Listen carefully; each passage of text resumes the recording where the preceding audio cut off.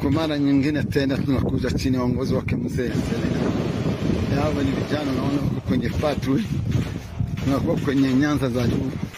Hapa ni kushuka na Turonge, tuko na mzee kwenye msafara wa patrol de combat. Vijana waona wanaelekea kupambana huko na M23. Walisema ni heri kufa kuliko kutezeka. Kama unavyoona silaha nzana nzito wanazo kuhakikisha kwamba tunatokomeza mkuni. Kwa mara nyingine tena tunakuja chini ya uongozi wake mzee.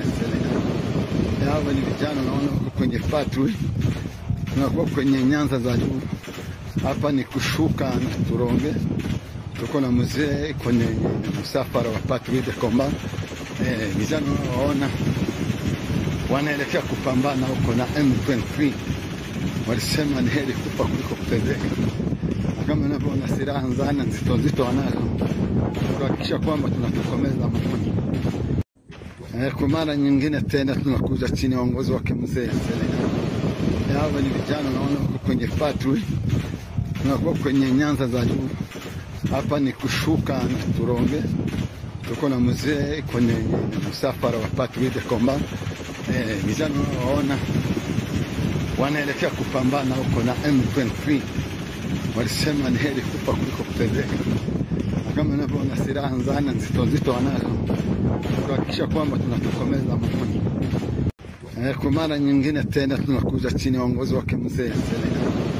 Hawa ni vijana naona kwenye patrol, tunakuwa kwenye nyanza za juu.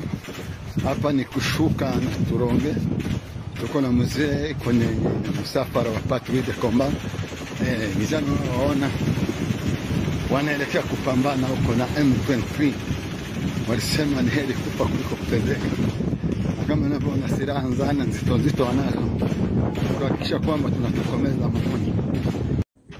Kwa mara nyingine tena tunakuja chini ya uongozi wake mzee.